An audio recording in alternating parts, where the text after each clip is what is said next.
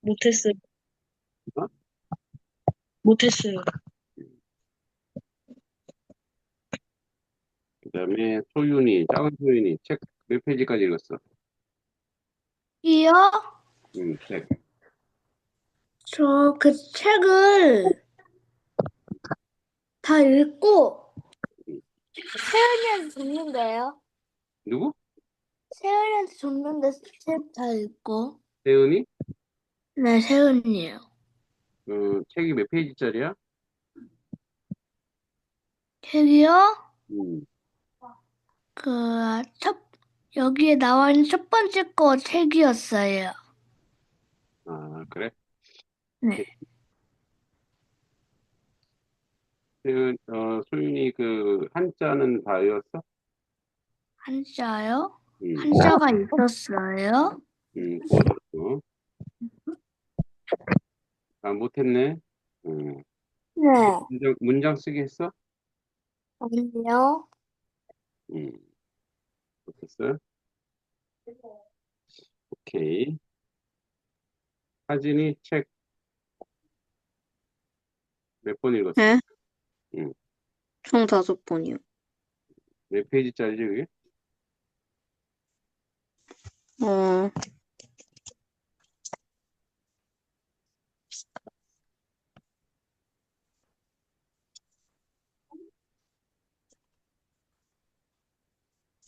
181이요. 음. 지난번에 두 번 읽었었나? 네. 음, 합쳐 5번 읽는 거지? 음. 한자 다 외웠어? 네.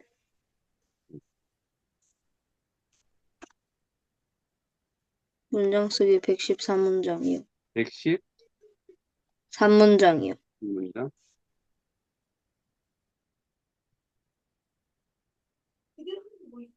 오케이. 큰 소윤이 책 다 읽었나?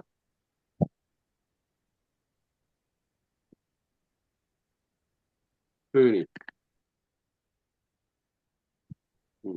책 다 읽었어, 소윤이?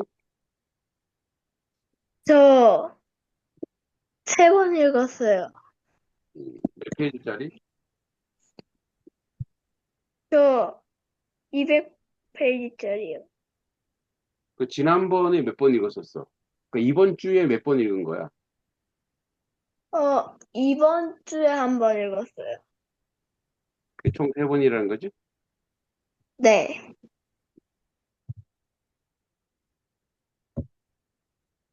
한자 다 외웠어?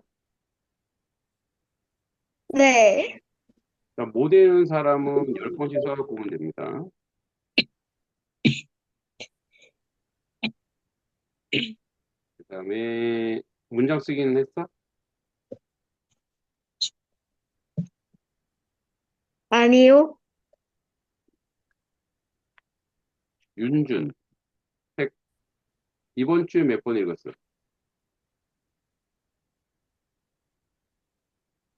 저 지금까지 읽은 거 합쳐가지고 팔독이요.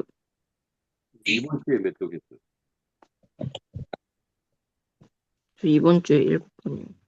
7번? 몇 페이지짜리야? 음, 저,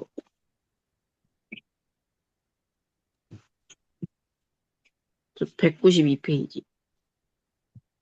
한자 다 읽었어? 네. 문장 쓰기는? 저 20문단. 20문장? 네. 문장 쓰기나 문단 쓰기 한 거 보내주시고요. 자, 대기 숙제. 지난번에 했죠? 대기 숙제. 여러 번 써봤기 때문에 쓰진 않겠고요. 얘기했죠? 맛백, 주머니 맛, 평온하다, 순하다, 형 이름, 아우, 셋째, 제 가지런하다. 절개를 굳게 지키는 사람을 비유하는 말이죠. 혹은 불의한 권력에 협력하지 않고 스스로 굶어주고 충신을 가리키는 말. 그죠? 그래서 절개가 있다. 얘기했죠? 오케이. 자, 자, 이제 우리 고구려 문제 다 풀어놨죠? 문제. 이제 같이 한번 봅시다.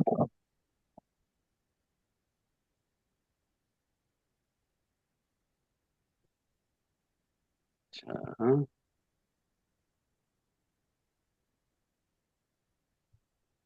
우선 보석이 음, 잠깐만요.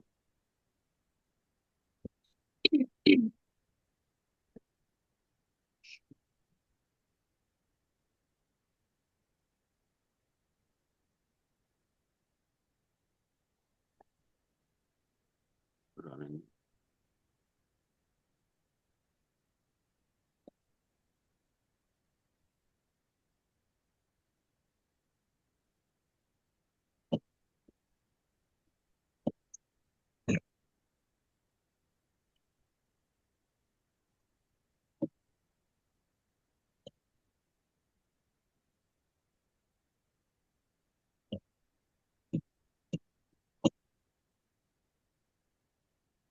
자, 가봅시다. 보석이 1번 고구려 건국임한 인물 누구죠? 동명왕. 네, 동명왕 또는 주몽이라고 하죠.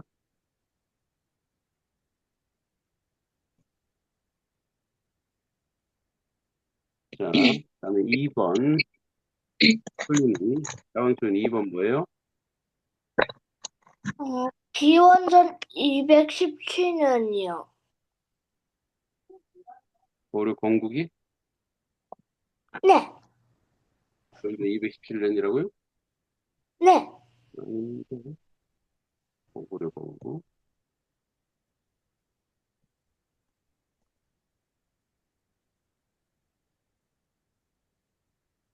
맞습니다. 네. 고구려 건국 217년 아니고요. 하진이 고구려 건국 몇 년? 기원전 37년. 37년이야, 소윤아. 37년. 네. 김소윤 고구려 초기 수도는 어디였죠? 일본, 졸본 또는 홀본이라죠. 윤준 고구려 2대 왕으로 초반 세력 확장한 왕은 누구입니까? 유리왕. 유리왕. 보석이 국내성에서 평양성으로 천도한 왕은 누구인가요? 장수왕. 소윤이 광개토 대왕릉지가 있는 국가 지역은 어디인가요? 중국 지안, 네, 중국 지안 길림성에 있죠. 맞아요.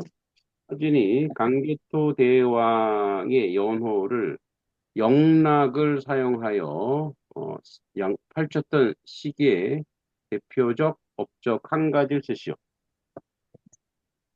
백제를 공격하여 한강 이북 지역을 차지하고 신라에 침입한 왜구를 격퇴하여 신라를 도왔으며 만주 지역의 거란, 습신 등을 정복하여 영토를 크게 확장했다.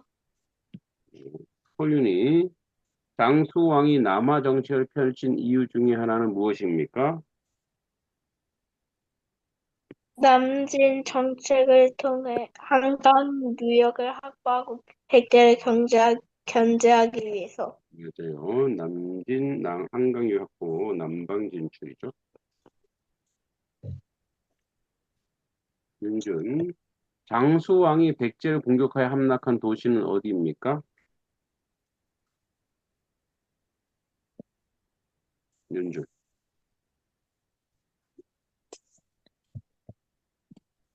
윤준, 한성. 네, 한성, 위례성이죠. 그 다음에 10번 고구려의 독특한 무덤 구조로 돌무지 위에 흙을 덮은 형태의 고분 명칭은 무엇입니까? 보석이? 도총? 와, 돌무지, 도총. 응? 도총. 소총? 이라고 나오던데요? 총은 무덤 총자인데 무슨 총? 호총. 호총? 검색해보니까 그렇게 나오던데. 호총? 음, 호. 호총? 네. 호가 무슨 호인가? 네? 호가 무슨 호야? 호총? 흑포. 음, 적석총이라고 하죠. 흑포. 적석총.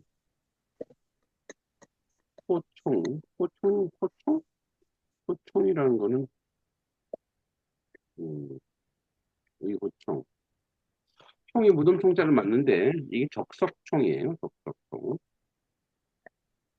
자, 그 다음에 11번 소윤이 강개토 대왕의 즉위는 몇 년인가? 391년. 네, 391년. 사진이 수양제의 침입을 여러 차례를 막아낸 고구려 장수는 누구입니까? 의지문덕 장군. 네, 지문도. 소윤이 영계 소문이 실시한 정치 제도 개편으로 유명한 이 제도는 무엇이라고 합니까?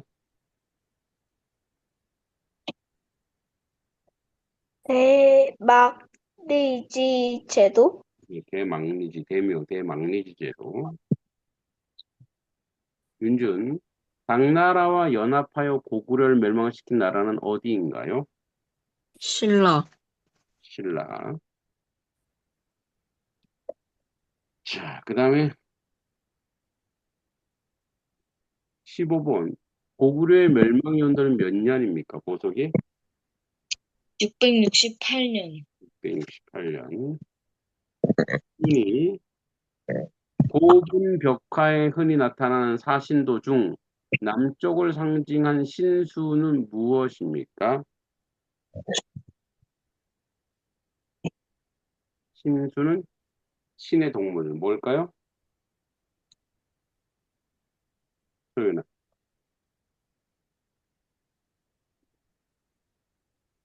뭐야? 작은 소연이 뭐야? 네? 뭐야? 16번. 주작.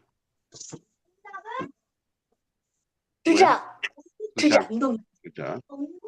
주작이라고 하죠. 진짜 해명하세요.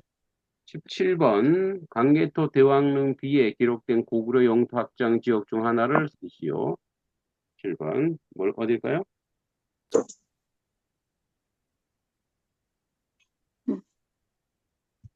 사진이 어디요? 숙진 동부의 백제 신라 등과의 전투 내용이 기록되어 있었으며 영토 확장의 결과로 만주와 한반도 북부를 아우르는 넓은 지역을 차지했다. 요동 또는 부여 맞습니다. 요동이나 부여죠. 오케이. 소윤이 한원을 편찬하여 고구려 역사를 다룬 고려 시대 승려 이름은 누구일까요? 1년이요. 이련. 장군이 고구려의 대표 무용가이자 음악가로 일본에 전해진 인물은 누구인가요?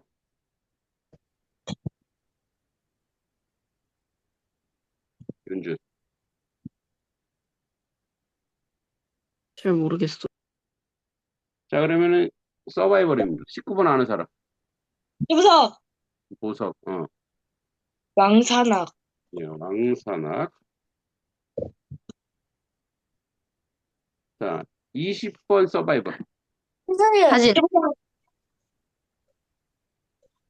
소윤이가 빨라서 작은 소윤이. 신라. 일라 아닙니다. 하진이. 사진. 두 번째 하진이가 빨라. 하진이 어디? 고구려. 고구려입니다. 아, 오케이. 자, 지난번에 우리 작가 연구했고요. 오늘은 이제 줄거리를 보는데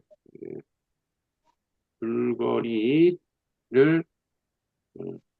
테스트로 보기 전에 짧게 영상으로 한번 보고 여러분들 이제 줄거리를 알긴 하겠지만 저도 한 번 더 보도록 하겠습니다. 네. 다음으로 를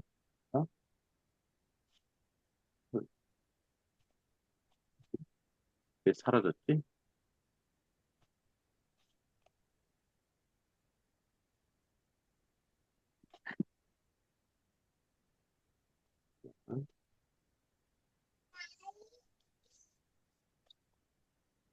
음,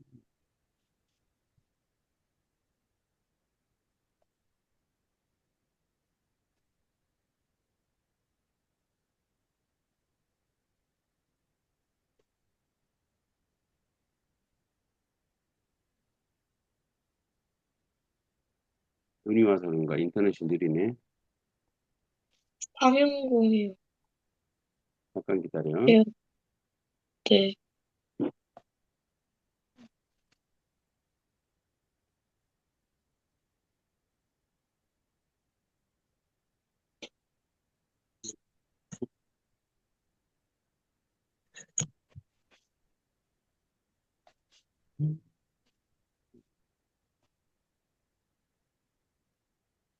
네.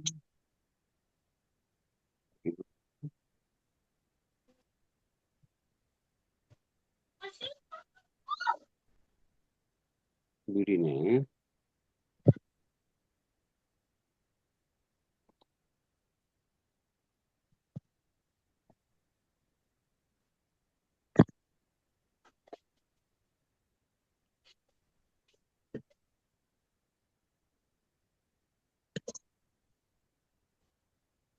왜 이럴까 인터넷이.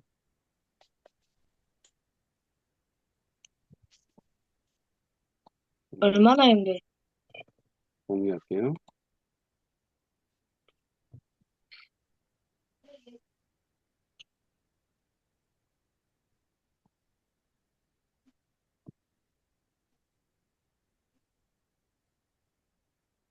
왜 이래.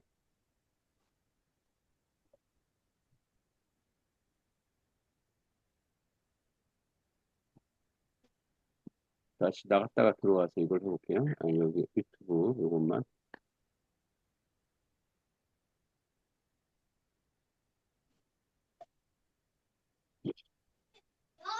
음,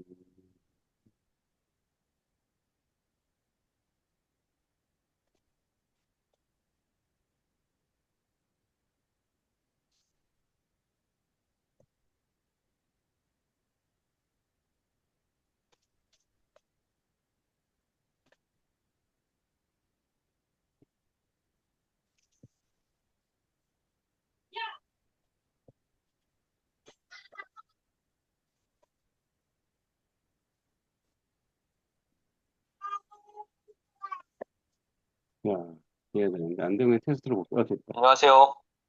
여러분들이 놓치고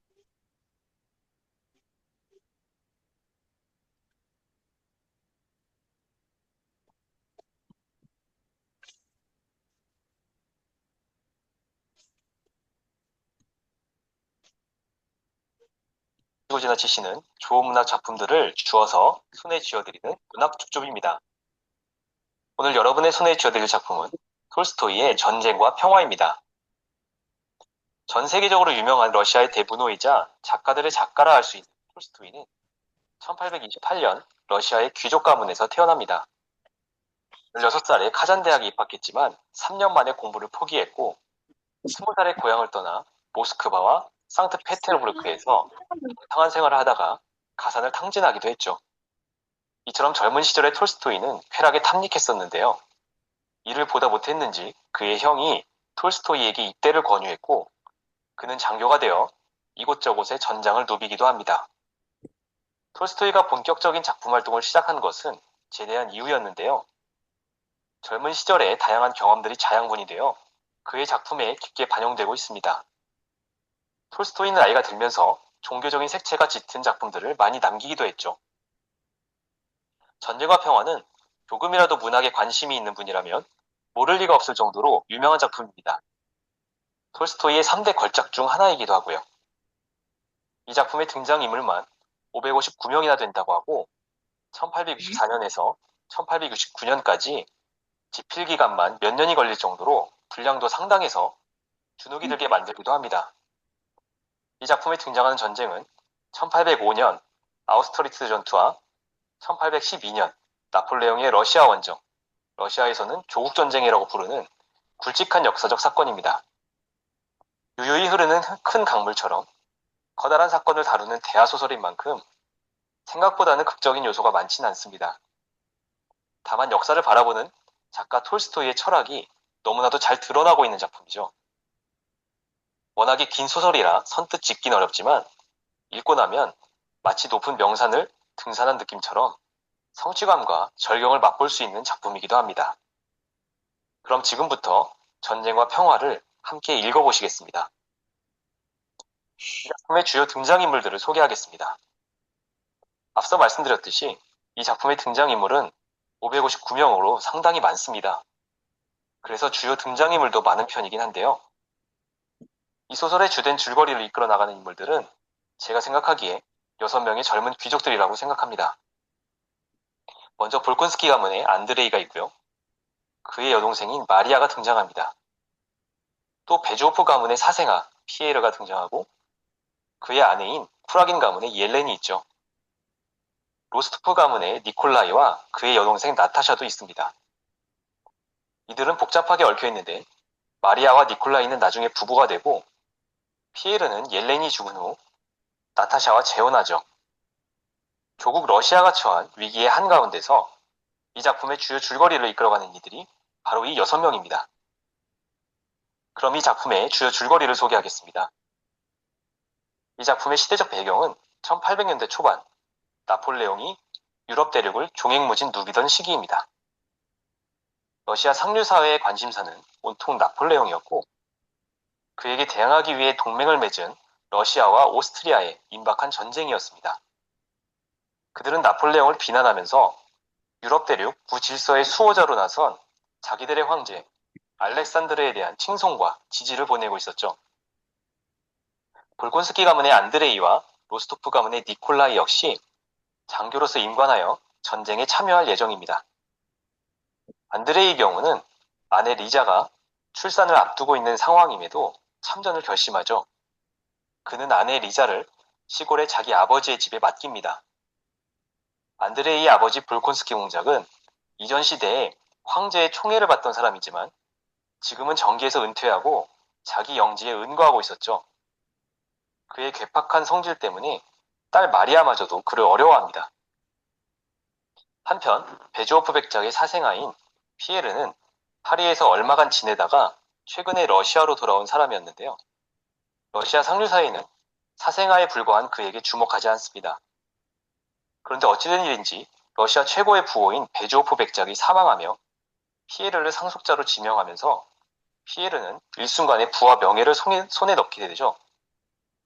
기회주의자인 바실리 공작은 피에르에게 접근하여 자기 딸 옐렌의 미모를 이용해 두 사람의 결혼을 성사시킵니다. 1805년 안드레이와 니콜라이는 각기 프랑스와의 전쟁이 기다리고 있는 부대로 향하게 되고 러시아와 동맹 오스트리아는 프랑스와 한판 전쟁을 벌이죠. 이 전쟁이 바로 나폴레옹, 알렉산드르, 프란츠 등 3개국의 황제가 모두 참전한 아우스터리츠 전투입니다. 이 전쟁에서 러시아는 프랑스에게 패하고 니콜라이는 무사히 귀환하지만 안드레이는 부상을 입고 프랑스군에 포로까지 됩니다. 귀환한 니콜라이는 휴가를 얻어 집에 돌아오고 아버지 로스토프 백작이 집안 경영에 소홀하여 가세가 기울고 있다는 사실을 알게 되죠. 그런데도 그는 철없이도 카드놀이를 하다가 막대한 돈을 빚지고 다시 부대로 복귀합니다. 한편 전쟁에 참여하지 않은 피에르는 불행한 결혼 생활을 이어가는데요. 아내 옐렌과의 사이가 좋지 않았을 뿐 아니라 그녀는 다른 남자들과 연문을 뿌리고 다녔던 겁니다. 피에르는 아내와 연분을 뿌린 돌로오프란 남자와 결투까지 벌이게 되고 결투에서 이기기는 하지만 이 사건을 계기로 부부 사이는 완전히 틀어지고 맙니다. 피에르는 모스크바를 떠나 상트페테르부르크로 떠나고 그 길에서 프리메이슨 단원을 만나 프리메이슨에 깊이 빠집니다. 한편 프로가 되었던 안드레이는 건강을 회복하고 풀려나죠. 그는 집으로 돌아오지만 아내 리자가 아들을 낳다가 결국 죽고 마는 비극을 맞이하게 됩니다. 프리메이슨에 빠진 피에르와 상실감에 빠진 안드레이는 각각의 방식으로 영지에 대한 개혁을 시도하며 살아갑니다. 그 와중에 러시아와 프랑스가 강화를 맺으면서 유럽 대륙에는 일시적으로 평화가 찾아오죠. 러시아는 알렉산드르의 명령으로 일련의 개혁 조치들이 이루어지고 안드레이 역시 이 작업에 참여하게 됩니다. 안드레이는 로스토프 가문과 친교를 이어가다가 니콜라이의 여동생 나타샤와 사랑에 빠져 둘은 약혼을 하죠. 하지만 괴팍한 안드레이의 아버지 볼콘스키의 반대로 결혼은 1년이 늦어지게 됩니다. 안드레이는 약혼녀 나타샤에게 1년간 자유를 주는데 그 기간 동안 나타샤는 아나톨이라는 남자를 좋아하게 되어 그와 야반 도주를 하려다 발각되는 바람에 두 사람의 약혼은 깨어지고 맙니다. 1812년에 영국과 국교를 단절하라는 나폴레옹의 대륙 봉쇄령을 어긴 러시아와 프랑스 사이에 다시 전쟁이 발발하게 됩니다. 역사에 나폴레옹의 러시아 원정이라고 기록된 전쟁이 시작된 건데요. 격분한 나폴레옹은 프랑스, 이탈리아, 프로이센, 폴란드 등으로 60만의 연합군을 구성하여 러시아로 진격해 들어갑니다. 안드레이와 니콜라이는 다시 전선으로 향하죠. 러시아군은 스몰렌스크라는 곳에서 패전하고 양군은 보로디노라는 곳에서 대치하게 됩니다. 안드레이는 전쟁터 근처 영지에 있는 가족들에게 피난을 권하죠. 아버지 볼콘스키가 죽어 혼자 된 마리아는 피난을 가는데 마침 근처를 지나던 니콜라이가 그녀를 도와주고 두 사람 사이는 호감이 싹트게 됩니다. 보로디노 전투에서 러시아군은 프랑스군의 공세를 잘 버텨내지만 양군의 손실이 너무 커 수적 열세인 러시아군은 모스크바까지 버리고 후방으로 퇴각하게 되고 나폴레옹의 프랑스군은 모스크바를 점령합니다. 모스크바의 로스토프 가문은 부상병들의 후송을 도우며 피난을 가는데 후송병들 중에 약혼자인 안드레이가 있음을 발견한 나타샤는 그를 극진하게 간호합니다. 그 마음에 감동한 안드레이와 나타샤의 사랑은 회복되지만 안드레이는 결국 죽고 말죠. 한편 모스크바의 참화와 관계없이 상트페테르부르크의 상류 사이는 여전히 유지되고 있습니다. 피에르의 아내 옐레는 방탕한 생활을 이어가다 결국 죽음을 맞게 되는데 이때 피에르는 모스크바에 있었습니다.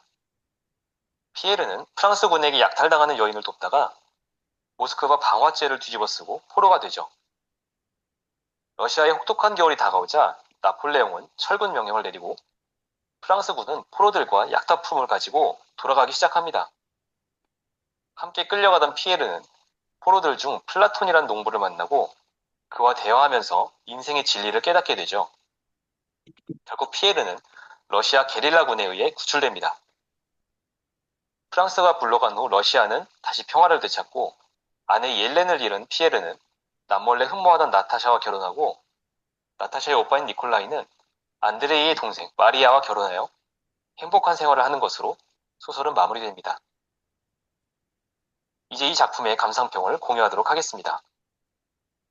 먼저 이 작품은 전쟁도 평화도 우리의 일상이라는 점을 보여주고 있습니다.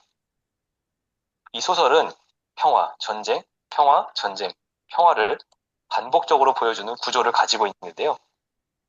특이한 점은 소설이 진행될수록 전쟁과 평화의 구분이 점차 모호해지는 모습을 보여준다는 겁니다. 실제로 전투가 벌어지지 않는 평화 시기에도 마치 전쟁과 같은 긴장감이 고조되는 모습을 묘사한가 하면 총알이 빗발치고 포탄이 터지는 전장에서는 평화로운 교착 상태를 보여주기도 하죠. 또한 전쟁과 평화가 반복되는 시대를 살아가는 등장인물들은 전쟁도 평화도 담담하게 맞는데요. 사실 그들은 전쟁 시기 못지않게 평화 시기에도 치열하게 삶을 살아갑니다. 평화도 결코 평화롭지만은 않다는 것이죠. 전쟁과 같은 평화, 평화로운 전쟁처럼 불명확한 둘 사이의 구분을 통해서 마치 전쟁도 평화도 모두 우리의 일상임을 보여주는 것처럼 생각됩니다. 다음으로 이 작품을 통해 드러나는 톨스토이의 역사관을 소개할까 합니다. 바로 일반적으로 생각하는 영웅이란 없다는 것이죠. 이 작품을 통해서 톨스토이는 자신의 역사관을 끊임없이 제시하고 있습니다. 심지어 스토리가 종료된 마지막 장에서는 역사에 대한 자신의 생각을 서술하는 것에 많은 지면을 할애하고 있을 정도죠. 톨스토이는 흔히 생각하는 것처럼 역사가 나폴레옹 같은 어떤 특정한 영웅에 의해 움직이는 것이 아니라고 이야기하고 있습니다. 도리어 역사는 모든 사람들의 의지가 모여서 움직이는 것이고 우리가 영웅이라고 착각하는 이들은 사실 모든 사람들의 의지를 구현할 뿐이라는 거죠. 역사적 사건의 원인은 무엇인가? 권력이다. 권력이란 무엇인가? 권력은 어느 인물에게 옮겨진 대중의지의 총화다. 대중의 의지는 어떤 조건에서 한 인물에게로 옮겨지는가? 그 인물에 의해 모두의 의지가 표현된다는 조건 아래서다. 라는 부분이 작가의 생각을 잘 보여줍니다. 우리 모두는 역사의 큰 흐름을 의식하지 않은 채로 각자의 생각과 의지에 따라 행동할 뿐이지만 그것이 모여 거대한 역사의 흐름을 만들어낸다는 것이죠. 각 사람이 역사의 일부분인과 동시에 역사를 만들어가는 주체라고 생각하는 톨스토이의 역사관이 이 작품을 통해 잘 드러납니다. 마지막으로 나폴레옹이 실패한 원인을 생각해보겠습니다. 군대의 지휘관으로서 나폴레옹은 러시아 원정 전까지 패배한 적이 없는 불패의 장군이었습니다. 그런데 단 한 번의 실패인 러시아 원정 실패로 인해 그는 한순간에 나락으로 떨어져 버리고 말죠. 이 작품은 러시아 원정 직전 나폴레옹의 모습을 보여주는데 그는 거듭된 승리와 성공에 도취되어 자신도 실수하거나 실패할 수 있음을 잊은 것처럼 보입니다. 톨스토이가 작품 속 전투 장면을 묘사하면서 자주 하는 이야기가 있는데 지휘관의 명령이 거의 매번 그대로 되지 않는다는 겁니다. 이는 천재 지휘관으로 알려진 나폴레옹도 마찬가지죠. 하지만 러시아 원정 당시 그는 자신이 모든 것을 통제할 수 있다고 자신하는 모습을 보이고 있습니다. 이러한 그의 교만함은 결국 스스로 실패하게 만들고 권좌에서 내려올 수밖에 없도록 하던 주된 요인이 되었죠. 톨스토이는 나폴레옹의 교만함에 대해 이렇게 지적합니다. 신은 파멸시키려는 사람에게서 먼저 이성을 빼앗는다. 여기까지 전쟁과 평화 축집이었는데요.